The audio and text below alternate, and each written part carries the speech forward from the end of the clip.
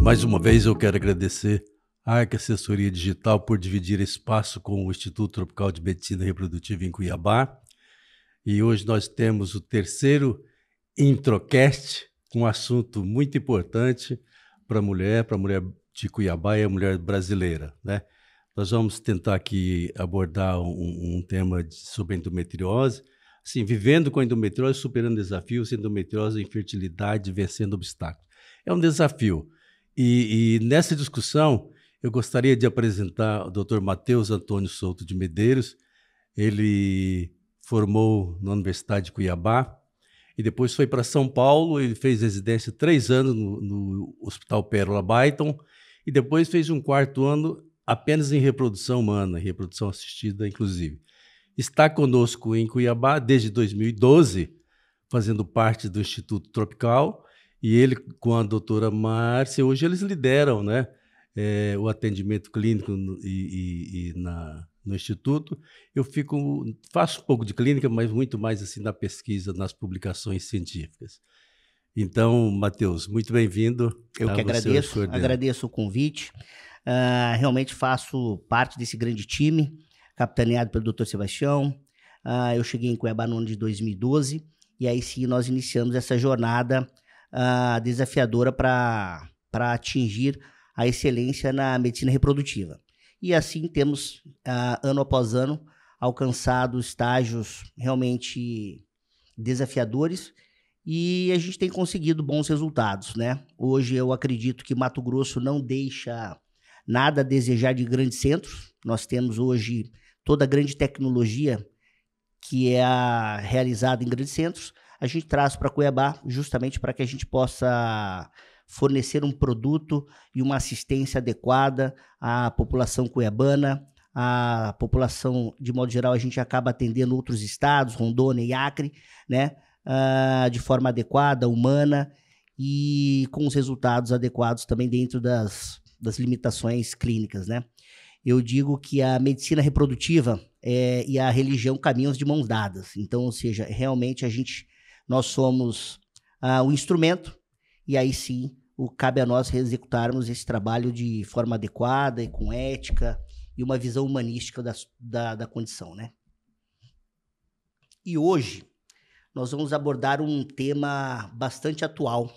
Nós temos observado que muitas celebridades têm se manifestado, né, têm levantado a bandeira da endometriose, e a endometriose tem ficado em foco.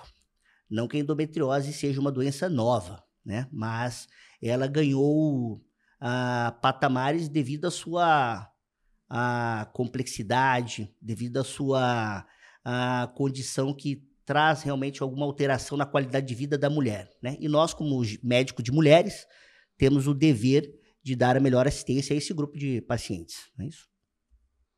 Perfeito. Então, vamos começar aqui, ó. Eu vou dar assim, tentar uma definição bem simples do que seja endometriose. Como a gente tá falando para a gente de toda a formação, é importante lembrar que o útero, então, ele tem uma estrutura muscular e por dentro ele é revestido por um tecido como um veludo. Esse tecido que nós chamamos de endométrio, tecnicamente ele é chamado de endométrio. Esse tecido é aquele que descama todo mês, ele desintegra e descama e manifesta como menstruação. E essas células que são descamadas são vivas. E às vezes essas células implantam e crescem em outros locais. Toda vez que esse tecido de dentro do útero, endométrio, se implanta em outros locais do corpo humano, nós chamamos de endometriose. Ela atinge principalmente os órgãos pélvicos, mas pode ser encontrada no intestino, na bexiga, no pulmão. Ela pode ir pela circulação e implantar em lugares incomuns. Mas o mais comum é implantar mesmo na pelve da mulher. Sem dúvida. E isso é essa condição que torna realmente essa doença desafiadora, né? Uma doença que tem a capacidade de se deslocar para outras estruturas e trazer grande prejuízo, né, fisiológico nessas mulheres. E pensando nesse aspecto, dessa definição simples, doutor Sebastião? É possível classificarmos, então, a endometriose devido à sua gravidade? No passado, a Sociedade Americana de Reprodução, ela classificava em 4 estágios a endometriose, estágio 1, 2, 3 e 4, pela gravidade. Atualmente, a coisa ficou muito mais simples. Então, a gente pensa assim, endometriose superficial é aquela peritoneal, a endometriose ovariana e a endometriose profunda. Isso implica hoje em medidas terapêuticas diferentes. Eles não dão a extensão da doença, mas eles colocam a coisa mais ou menos simples e a classificação mais moderna, mais adequada, eu acho mesmo, é essa atual, né, nas três grupos de pacientes que podemos encontrar. Não significa que uma mulher que tenha um endometrioma, uma endometriose no ovário, não possa ter endometriose profunda. E geralmente essas coisas se sobrepõem. Verdade. A gente tem observado que essa classificação mais atual realmente vem a ganhar consenso. A classificação antiga, eventualmente em leve, moderada e severa, né?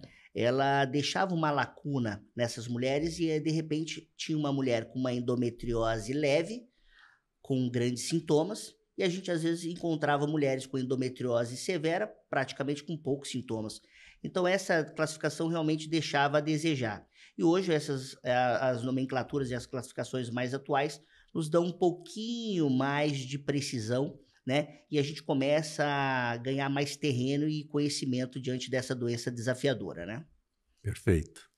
E quantas mulheres, né? Quando a gente fala sobre a população em geral, tem endometriose? Como é que a gente avalia hoje essa população feminina diante dessa patologia? Eu não vou falar agora de diagnóstico, não. Só quero dar uma dimensão do problema. A dimensão é que justifica nós dois estarmos aqui conversando sobre o assunto. Então é esperado que, por exemplo, a mulher nasceu, quando ela chega em idade reprodutiva, porque a doença depende de estrogênio, quando ela começa a produzir estrogênio, de 5 a 10% das mulheres da população geral vão apresentar endometriose. Isso é de população geral. Agora, as mulheres que têm dor pélvica, principalmente, metade delas quase têm endometriose. E mulheres com infertilidade, pelo menos 30% delas vão ter endometriose. E alguns, na verdade, é uma faixa maior, de 30% a 50% no mundo. Tem algumas populações, são exceções, né? Tem alguns locais na Europa e aqui em Mato Grosso nós temos até no grupo de mulheres inférteis até 70% de endometriose, sendo a maioria daqueles casos de superficiais de peritônio. Isso. Nós temos realmente uma população desigual em relação à distribuição dessa patologia. Mas a gente realmente tem observado, doutor, que Mato Grosso ele destoa um pouco do cenário, né, das estatísticas. Nós não sabemos se é porque nosso estado é um estado eminentemente agrícola, né? Se esse clima tropical que nos acompanha também tem algum impacto nesse aspecto, mas a gente já observou que realmente um cenário tem se observado mais incidente, né?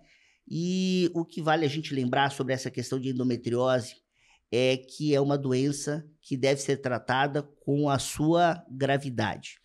Não cabe mais a nós profissionais, né, deixarmos de mão ou então não darmos a atenção devida àquela paciente jovem com cólicas, né, nos ciclos menstruais, que utiliza de recursos medicamentosos para trazer um equilíbrio naquele momento, né? Então, é uma doença que precisa de cuidados desde a sua início, ou seja, desde as suas mesmo sintomas iniciais, mesmo das suas apresentações mínimas, a gente tem que dar a devida atenção a essa paciente, né? Perfeito. E falando nisso,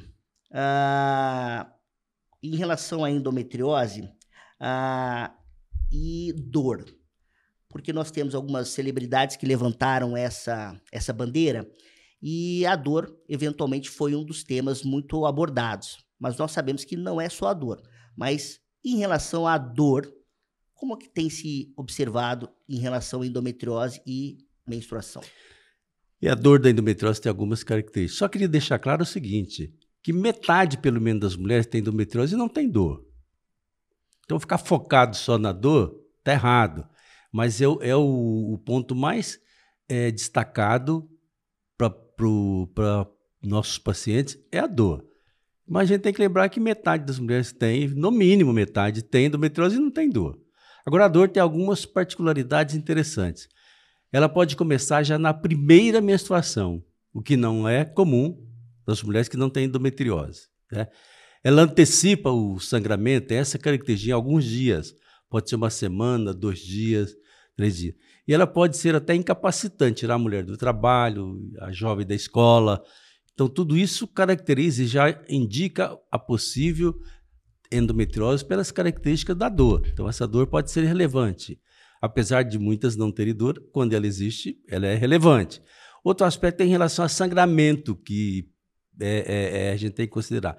As mulheres que têm endometriose, às vezes, elas mancham alguns dias para depois menstruar. Então, isso também é uma coisa que é possível observar. E, às vezes, o fluxo menstrual também é aumentado, e são indicadores, mas principalmente a dor é que chama a atenção, é que ela começa na mulher jovem e pode ser incapacitante.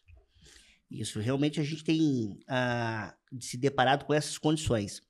E o que a gente gostaria de deixar bem claro a todas as mulheres que nos assistem agora e eventualmente vão nos assistir é que aquele profissional que eventualmente não valoriza esses sintomas, né, considerando eles, isso é normal, peça uma segunda opinião.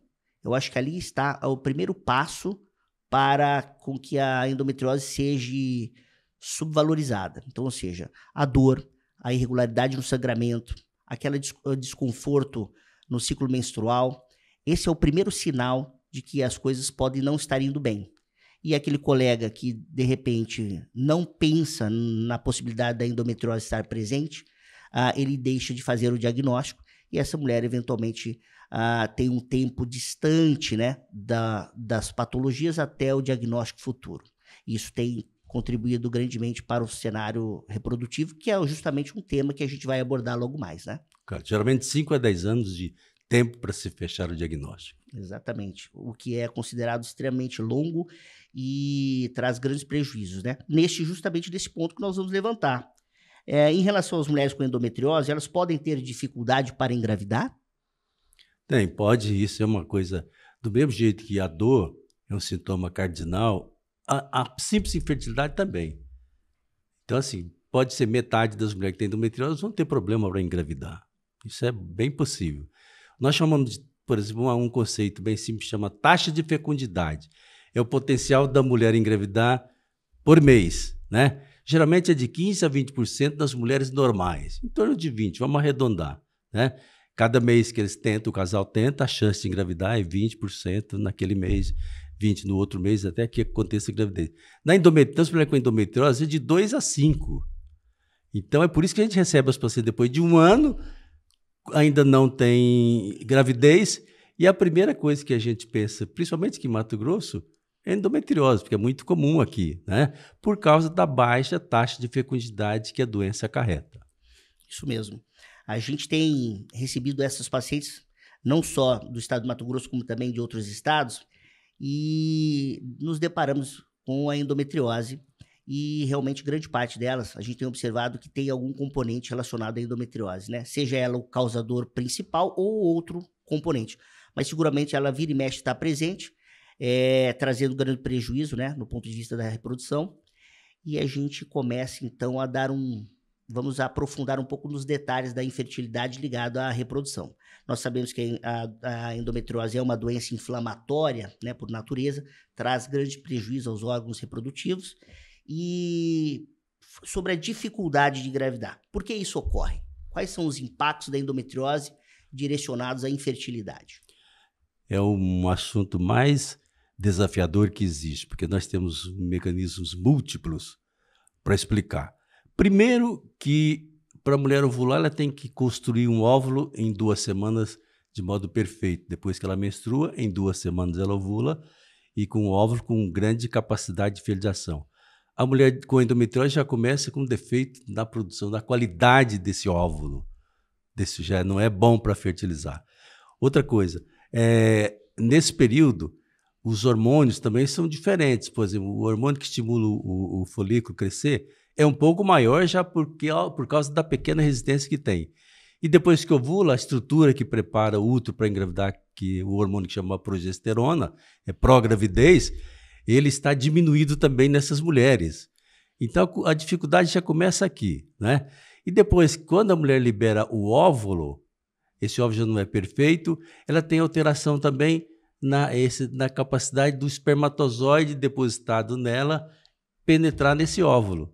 Dificuldade de fertilização acontece.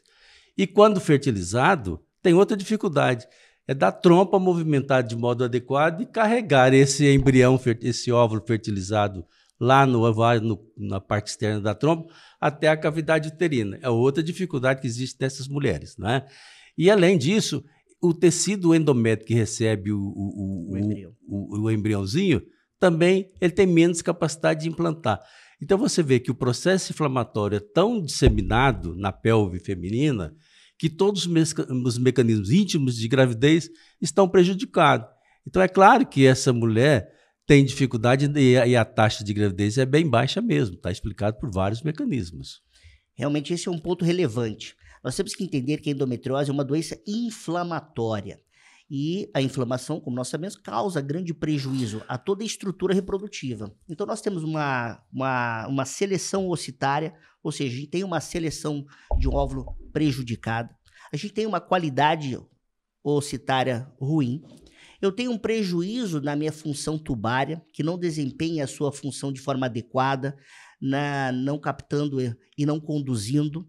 E o forninho, o útero propriamente dito, tem também algum prejuízo, né? Então, ou seja, a magnitude dessa doença, do ponto de vista reprodutivo, é significativa. E a gente tem, por isso, chamado ela de uma doença desafiadora, né? E muitos casais acabam envelhecendo tentando, né? Justamente eles continuam nessa jornada e a gravidez não ocorre, e assim a gente, de repente, se depara com um casal já cansado, que tem um cenário de reserva mais suprimida, e aí sim nós vamos iniciar um tratamento, mas a endometriose realmente já está muito mais presente e as taxas de êxito são mais baixas, né? Lembrando outro ponto importante, como é que nós podemos diagnosticar a endometriose? Já que nós falamos sobre o impacto dela na reprodução, e quais são as maneiras, o que nós temos hoje, a tecnologia a nosso favor, a condição clínica ainda é soberana, ou seja, o médico que pensa na possibilidade de estar diante de um quadro de endometriose, a semiologia. Vamos discorrer um pouco, doutor Sebastião, sobre esse tema, tá? Sobre diagnóstico. Talvez eu me prolongue um pouquinho mais, Matheus, mas é um ponto essencial. É como identificar a doença. Apesar de ter muitos métodos, a clínica é muito importante no diagnóstico da endometriose. Muito importante. Vamos ver, sintoma clínico. Nós já falamos da dor, né, da infertilidade. Então, mulher que nos procura só com infertilidade, não tem dor nenhuma, já é um sinal grande. Ela não engravidou o primeiro ano, é um dado clínico relevante para a doença estar presente. E os sangramentos anormais, como eu coloquei aqui, também presentes, também são importantes. Mas tem algumas coisas que chamam a atenção também. Mulher, por exemplo, que no fluxo menstrual, ela tem aumento da exoneração intestinal, ou mesmo diarreia, e distende muito o abdômen, sinal clínico de presença de endometriose. Então, se a gente associar dor, alteração do fluxo menstrual, distensão do abdômen, intestino solto, já dá uma ideia muito boa de que possa existir endometriose. Principalmente numa mulher infértil que nos procura com isso. É um marcador clínico muito relevante. Considerado esses aspectos clínicos, também relevante o exame físico. Esse exame físico para a mulher, nós vamos examinar então. A hipótese é que a mulher tem endometriose, agora vamos examiná-la. É comum o ginecologista ter um aparelhinho que chama espéculo, que ele coloca na vagina, abre e examina toda a parede da vagina interna, o colo do útero e o fundo da vagina. Esse exame é o inicial por aí, porque aí já pode ter alguma lesão de endometriose no colo do útero, na parede da vagina, e esse já fez o diagnóstico, você vê, de modo fácil, com o exame clínico. O outro exame que avança aí é o toque bidigital. Esse toque a gente vê fibrose na pelve, mobilidade do útero diminuído, ovários fixos, e a mulher queixa de dor. Quando você movimenta o colo para lá, para a direita ou para a esquerda, ela já refere dor e o útero fica mais fixo. Então, vamos somando informações clínicas, a história, o exame, e quando a suspeita dela que seja profunda, que acomete reto, o toque retal. O toque retal, você examina o tabique que separa o reto da vagina. Então, são exames clínicos relevantes, a história, o exame clínico cuidadoso do médico treinado para fazer isso, é grande chance de fazer o diagnóstico já de endometriose aí, clinicamente. Agora, se formos para laboratório, vamos ver exame de sangue. Esse tem mais de 100 substâncias que você pode medir. Isso já foi... Eu só quero lembrar o seguinte, do mais famoso, que é o antígeno carcinogênico 125. Então, ele, por exemplo, tem um nível de corte, que não importa muito, mas nas endometrioses profundas, muito disseminadas, ele aponta sim. Mas nas endometrioses superficiais, ele é pouco preciso. Então, ele não tem muita sensibilidade. Ele tem boa especificidade para dizer que tem, mas ele não é muito sensível para separar o indivíduo, nosso paciente, se tem. Então, o exame de sangue é pobre. Se nós falarmos outros marcadores inflamatórios, não vale a pena gastar dinheiro com isso, entendeu? Como as citocinas, então não vale a pena, que são algumas substâncias que estão sendo estudadas para ver se enriquece o diagnóstico. Eu prefiro usar muito, ensinar muito exame clínico e físico, a história e o exame físico. Agora, de imagem, a partir de 2009, os ultrassonografistas começaram a definir métodos que mais precisam para identificar foco de endometriose. Foco de endometriose, ou seja, uma estrutura que não seja muito pequena, que o ultrassom possa identificar. Então, isso é muito simples para o ovário. No ovário, o ultrassom é soberano para identificar endometriose ovariana, os endometrioma. Na superficial, até hoje, o ultrassom, com toda a tecnologia que já existe, ainda é muito pobre. Tem-se tentado vencer essa dificuldade injetando um pouco de líquido na cavidade para ver se consegue alguma diferenciação de superfície lisa ou com alguma relevância. Tem-se tentado isso para melhorar a precisão para identificar a endometriose superficial pelo ultrassom. Mas o ultrassom é ótimo para identificar a endometriose profunda. Tanto que hoje ele é considerado padrão ouro para identificar a endometriose, principalmente quando está na mão do cirurgião, não está na mão do ginecologista, né? Então, o paciente na mão do cirurgião com endometriose, eu falo, opa, procura o seu médico de mulher primeiro. Aí depois você vai para o cirurgião.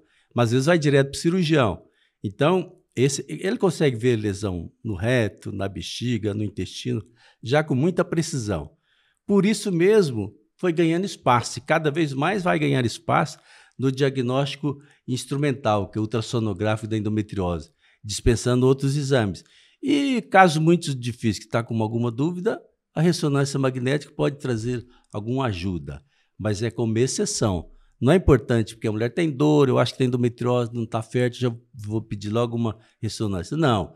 Nosso meio, nós não tínhamos, até poucos anos atrás, em Cuiabá, ultrassonografistas especializados em identificar endometriose. Hoje não, hoje nós temos vários aí confiáveis que você pode mandar, ele vai examinar direito e vai te dar um parecer muito bem, né?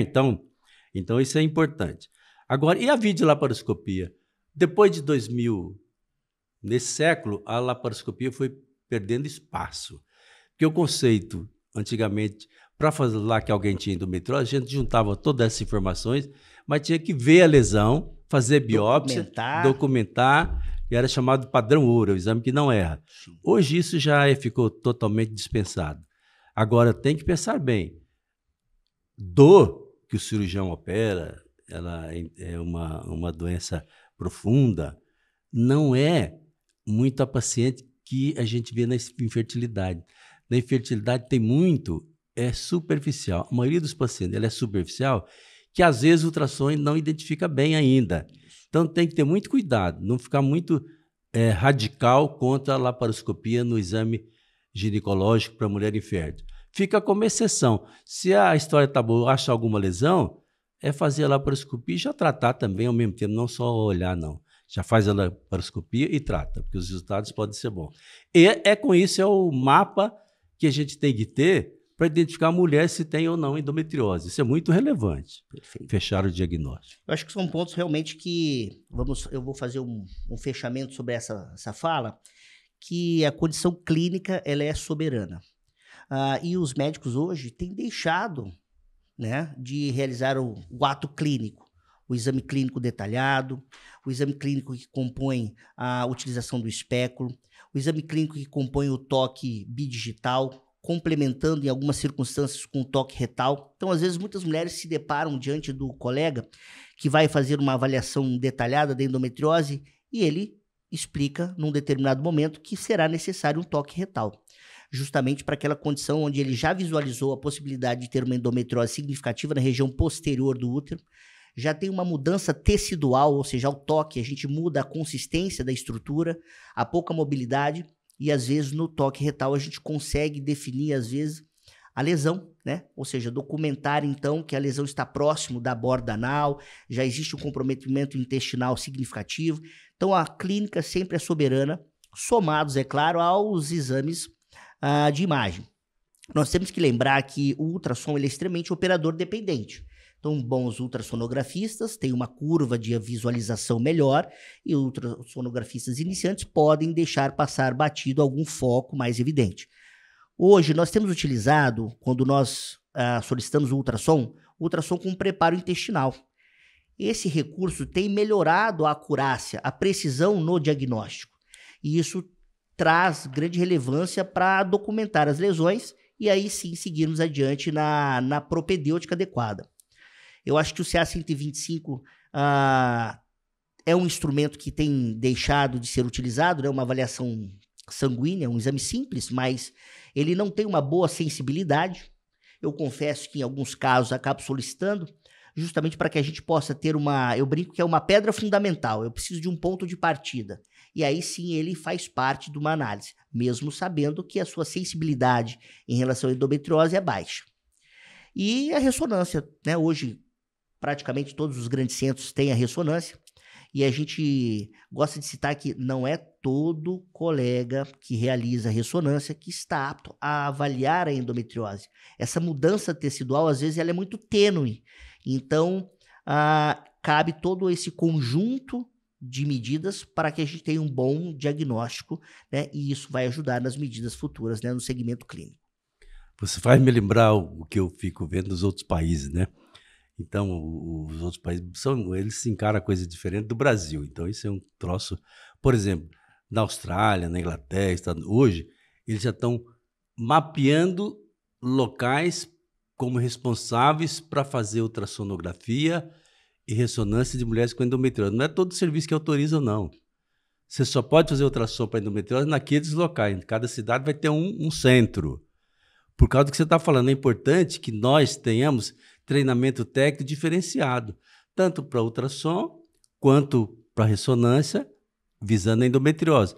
Do jeito que a gente tem um treinamento para fazer inseminação intrauterina específico, eles também têm um treinamento específico para identificar a endometriose, tanto na ultrassonografia quanto na ressonância magnética. São centros hoje especializados no diagnóstico da doença. Só colocando, esquecendo, mas deixando ela menos impactante, mas nós fizemos muito no passado a videolaparoscopia, né? A clínica Intro, ela tem todo o recurso, né, para que as videolaparoscopias diagnósticas, ou seja, focada para uma melhor visualização da endometriose ligada ao âmbito reprodutivo, né? Nós fizemos muito no passado isso, né, doutor Sebastião? Nós tínhamos um protocolo bem estabelecido nas vídeos, né? Não eram vídeos complexas, né? Nós não fazíamos grandes cirurgias, mas nós tínhamos uma visão detalhada dessa pelve, dessa mulher infértil, né? É o que nós chamamos de fator peritoneal na esterilidade. Fator peritoneal é qualquer alteração na pelve não identificado na história clínica, no exame físico. A laparoscopia, ele faz o exame completo. A gente vê detalhes mínimos da trompa que não aparecem naquele exame que chama histerosalpingografia, para ver se a trompa está entupida ou não. Nós já comparamos laparoscopia com histerosalpingografia e elas não são consistentes em 40% das vezes. Então, a laparoscopia enriquece muitos detalhes para o médico de reprodução. É a visão diferente do médico que trata de dor, endometriose e dor. Ele está focado em endometriose e dor. O nosso foco é outro, endometriose e infertilidade. Então, a gente não fica muito fechado. E eventualmente, fazer uma laparoscopia ainda de exceção. Eu vi um trabalho agora de 2022, apontando para a eficácia maior da laparoscopia na infertilidade, porque não é dor, é infertilidade. Dessa visão, nós perdemos hoje por causa do avanço da ultrassonografia a partir de 2009. Então, por exemplo, nós fazíamos muita laparoscopia aqui até 2014, 2015. À medida que foram aparecendo os ultrassonografistas no nosso meio especializados em identificar endometriose, nós fomos diminuindo os exames de laparoscopia nessa população, o que faz sentido. Então, hoje a gente faz muito pouco laparoscopia pelo crescimento grande da tecnologia ultrassonográfica. Então, isso é muito lógico. Uma outra coisa que nós diminuímos muito no meu pensamento é tratamento de baixa eficácia. A laparoscopia, a gente ia ter o semi-normal, fazia laparoscopia numa tentativa grande para simplificar o tratamento, fugir da fertilização in vitro. E, na verdade, a fertilização in vitro foi mostrando ser muito mais robusta. Então, foi também um motivo da gente diminuir o número de laparoscopia e fazer mais fertilização in vitro. Isso é verdade. Nós temos mudado um pouco como a gente se depara muito com essas mulheres que buscam esse tão sonhado bebezinho, e diante da endometriose, nós tentávamos fazer um escalonamento nos tratamentos, né? Conforme a literatura mostrava, nós iniciávamos como se fosse um degrau, ou seja, são os degraus de uma escada. Nós iniciávamos pelo primeiro degrau e assim ia ganhando os tratamentos. E a gente observou que essa jornada, para nós, é muito simples, mas para o casal tentante é extremamente desgastante. E a literatura vem mostrando que mulheres com endometriose, que já têm um prejuízo na sua fertilidade, realmente já tem uma indicação de uma modalidade de tratamento mais robusta, ou seja, um tratamento que dá a eles uma chance maior de gravidez. E esse é o nosso próximo assunto, sobre justamente quais os tratamentos disponíveis para essa mulher com endometriose e infertilidade. Bom, nós temos assim 3 maneiras de tratar os casais, tendo ou não endometriose. Tá? Depois a gente particulariza a endometriose. Nós chamamos de acompanhar, fazê-la ovular pontualmente com alguns medicamentos, acompanhar a ovulação e depois programar a relação em casa, né? Chama coito programado, vão ter relação tal dia, tá? Sem muito rigor com o horário, mas tal dia de manhã, de tarde. Esse é o mais simples possível para qualquer tratamento de infertilidade, né? É o que começa por aí. Tem problema esse tratamento? Tem, tá? A baixa eficácia. Sem dúvida. Então, tratamento que dá uma chance de, no máximo, 20%, iguala com a população normal na mulher infértil, só que a mulher normal, com 20%, ela não tem gasto com médico, não tem estresse da medicina, não tem gasto com remédio. No caso nosso, não, a gente consegue 20%, mas com gasto emocional grande, gasto financeiro maior, é aquele desgaste de ter o médico monitorando. Então, mulher que mora em Cuiabá, que é minha vizinha, tudo bem. Ela aceita essa taxa? Não, eu vou repetir 2, 3 vezes, 4. Mas certamente na segunda, terceira ela muda de médico. Ela me abandona, vai para outro colega. Por causa da ansiedade, a baixa eficácia, não é? Então o médico fala que tratamento simples para a mulher engravidar, esqueça. Eles vão ter a competência no máximo de 20% por tratamento. E grande chance da mulher ficar mudando de método, porque método que dá baixa eficácia, as mulheres não ficam no mesmo serviço muito tempo, pela insegurança. Aumentando um pouquinho a complexidade, eu quero melhorar a minha competência terapêutica, então vou fazer inseminação intrauterina. É bom para aquela mulher que faria coito programado, mas que o homem tem um sêmen pior, de baixa qualidade.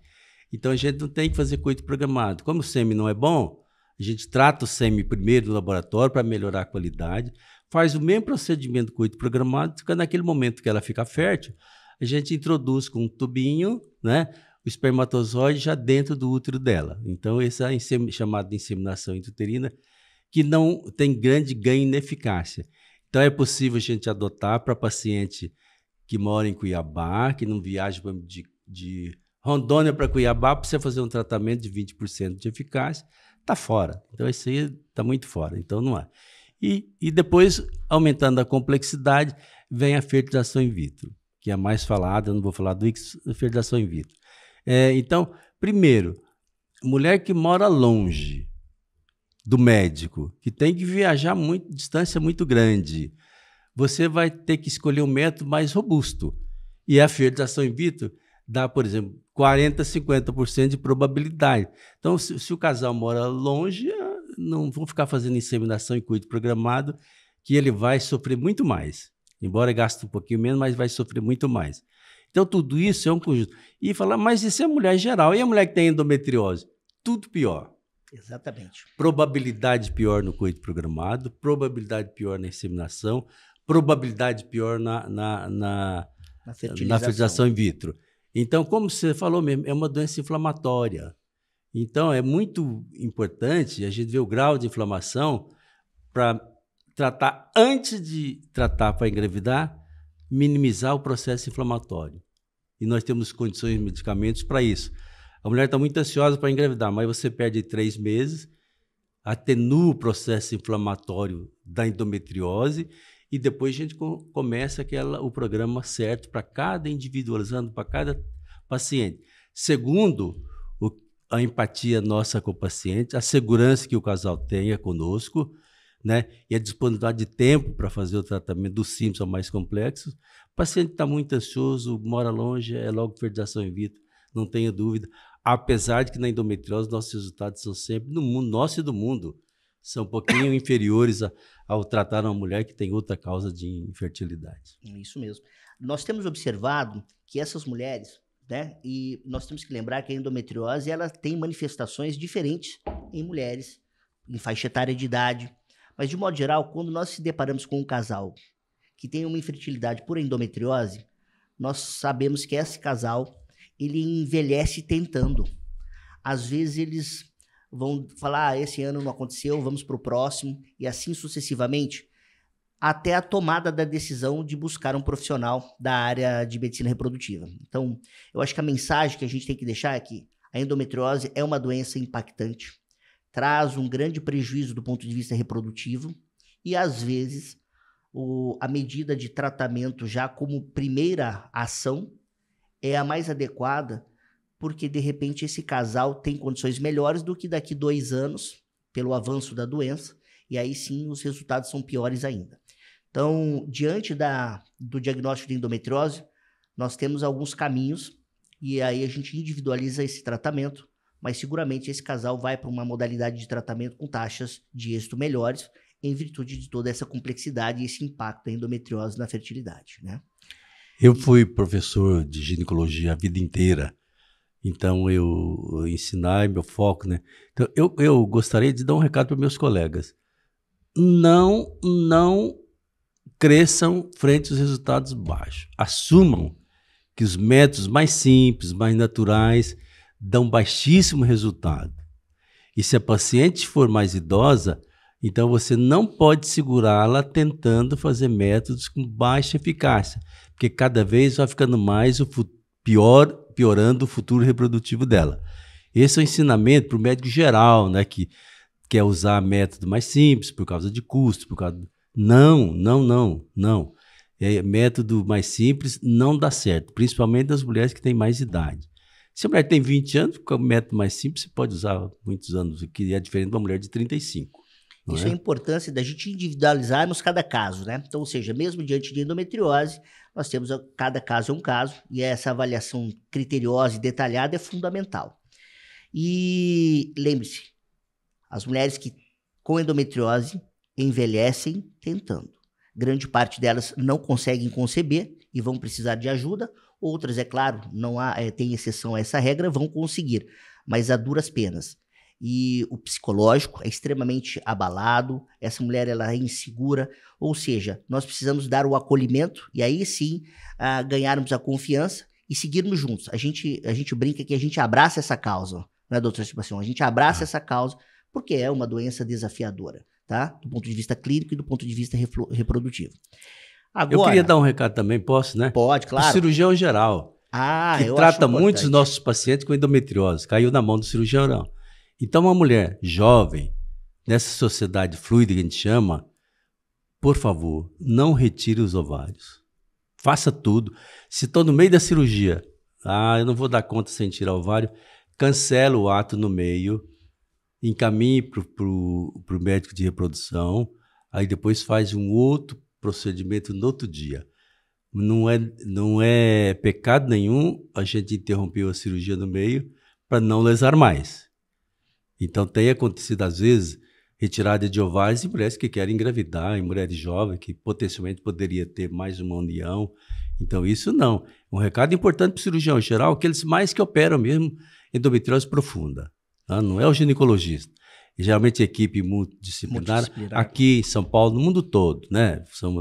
Então, e só não pode esquecer que nesse multidisciplinar tem que ter um médico de mulher, né? Senão a coisa fica ruim. Fundamental. Essa foi bem dito, doutor Sebastião, nesse aspecto do cirurgião. Porque às vezes o foco do cirurgião é a resolutividade do problema. E isso implica na retirada de estruturas reprodutivas. Ou seja, eu tenho um grande foco de endometriose no ovário, como que nós vamos resolver? Removendo o ovário. E assim sucessivamente. Só que ao final deste processo, ele esqueceu que esta paciente tem um desejo reprodutivo. Ela tinha uma comorbidade, claro, ela tinha uma patologia complexa que dificultava, trazia alguns dissabores ao longo da sua vida, mas ela tinha um desejo reprodutivo futuro. Então, ao remover alguns órgãos fundamentais, a gente se depara com grande dificuldade. Não, mesmo sem desejo reprodutivo, sem desejo, né? Ela hoje pode congelar o óvulo. Claro. Se ela é jovem, mesmo sem parceiro, não tira o ovário antes de congelar o óvulo, preservar. Aí depois vai para o cirurgião fazer o trabalho final dele. E o congelamento de óvulo é um dos temas que nós vamos discutir em outro momento, né? Sobre essa questão do congelamento que tem ganhado a grande relevância. E eu tive um grande professor que, no ato cirúrgico, nós como jovens cirurgiões adorávamos operar e ele nos mantinha sob controle. Ele falava, olha, todo mundo devagar, tratem os ovários como se fossem os seus testículos. Ou seja, nós íamos muito afoito como jovens cirurgiões e de repente nos deparávamos de remover um ovário e ele nos freava diante da experiência e do impacto que isso trazia a essas mulheres. Então, ou seja, eu acho que é um lema, ele brincava muito no ato cirúrgico, mas é um tema que a gente tem que levar. Então, ou seja, ovário é extremamente importante a essa mulher. Não só do ponto de reprodutivo, mas do ponto hormonal também, né? É o ovário o grande formador da feminilidade. A estrutura hormonal ali presente, né? O eixo hipotálamo, hipófise e ovário é o que dá à mulher essa beleza que nos agracia diariamente. Não é isso, doutor Sebastião? Claro, e o outro lado da moeda. Então, o racional do cirurgião é que o ovário produz estrogênio. Estrogênio mantém endometriose. Então, a lógica do médico não médico de mulher, retirar o ovário, que eu estou curando a doença, definitivamente. Mas ele está caindo numa armadilha enorme para o futuro da mulher, ao retirar. Apesar de ser uma doença dependente de estrogênio, o ginecologista tem estratégias que minimizam o prejuízo do estrogênio ao longo da vida da mulher. Sem dúvida nenhuma. Eu acho que isso é um equilíbrio. E dentro dessa equipe multidisciplinar, seguramente um médico, um dos componentes com a visão reprodutiva, ajuda a dar mais substância a essa equipe cirúrgica multidisciplinar, né? Outro ponto que a gente vai mencionar é sobre, justamente, estamos falando em cirurgia, né? Nós temos alguns trabalhos, não é isso? Justamente no âmbito cirúrgico. Comente sobre essa questão. Nós fizemos um trabalho lá no passado, publicamos em uma revista importante, né? Fala sobre esse trabalho que nós realizamos. O primeiro trabalho que nós pegamos assim, mais de 250 mulheres com infertilidade, que fizemos laparoscopia. Isso publicamos em 2012. E por que tinha muita pacientes com laparoscopia? Porque a ultrassonografia no nosso meio ainda era muito pobre nessa doença. Então a gente fazia mais laparoscopia. E laparoscopia que a mulher fazia de manhã, depois do almoço ia para casa, né? Então, essa primeira avaliação nossa foi comparar, assim, qual a proposta da terapia antes da laparoscopia e depois da laparoscopia. Eu vou mudar alguma conduta? 1/3 delas mudava a conduta. Então, ou seja, a laparoscopia útil na decisão final do tratamento. Continua sendo. Isso foi publicado em 2012, mas hoje, se fizer, vai dar a mesma coisa. Então, eu imaginava, essa paciente eu vou resolver com inseminação. Fazia laparoscopia, não, só fertilização in vitro. E vice-versa poderia acontecer. Então, esse foi o foco, o objetivo primário do primeiro trabalho. E a gente estabeleceu isso. E nesse a gente já definiu também a prevalência. Nas mulheres inférteis era 76% das laparoscopias nós achávamos endometriose. Além desse achado importante para Mato Grosso, nós definimos também que a gente poderia usar a laparoscopia para definir melhor conduta para aquele casal. E lembrando aqui da prevalência nossa, você falou do meio ambiente, realmente, em alguns países onde tiveram acidentes que liberaram muita dioxina no meio ambiente, a prevalência de endometriose foi muito alta desses trabalhos. Em Mato Grosso, principalmente, nossa região nossa, o uso de agrotóxicos que contém e libera dioxina é muito grande. Então é possível que a nossa prevalência de 76%, que parece mentira, mas é verdade, seja um efeito da dioxina fazendo a manifestação da doença ser mais abrangente do que em 30%, 50%. Eu conto para meus colegas por aí que aqui, mas como? Eu falei, eu acho que eu não tive condição de dosar dioxina pela metodologia mais disponível ainda fácil, mas eu faria dosaria dioxina nas mulheres com endometriose e nas mulheres sem endometriose para ver a diferença da contaminação, né? Isso é uma coisa, esse foi o primeiro. E em 2014, já com a tua participação, sim, você já estava aqui, nós aumentamos para quase 300 mulheres e aí nós fomos ver clínica, aqui nós falamos o que elas queixavam como, o que nós achávamos no exame físico, você entendeu? E a parte hormonal, o que a gente encontrou. Aí que nós encontramos FSH aumentado, LH diminuído, progesterona diminuída, TSH aumentado. Quando eu digo aumentado, quando comparado com mulheres normais. Eles podem ser até normal, mas aumentado quando se compara, nós fazemos casos controlados com as mulheres normais. Então, isso, em relação ao hormônio, nós achamos que prolactina não foi diferente nas mulheres, né? Então não influenciou, não. Agora, a prevalência ficou confirmada em quase 80% mesmo. E a clínica, nós achamos muita dor na evacuação, a disquesia que a gente chama, dor na evacuação, dor na relação profunda, e as outras que nós já falamos aqui também, como quadro, né? Muitos achamos no exame especular, né? Muitos desses casos que nós tivemos. Então foi assim, muito ilustrativo esse trabalho de 2014. E depois que nós paramos de fazer laparoscopia, pelo enriquecimento do ultrassom, nós não temos mais publicado, então, em relação a esses achados da endometriose aqui no Instituto. Isso. Nós realmente tivemos a publicação no Asian Pacific Journal, um jornal que acolheu o nosso trabalho e viu a jornada em busca dessa questão.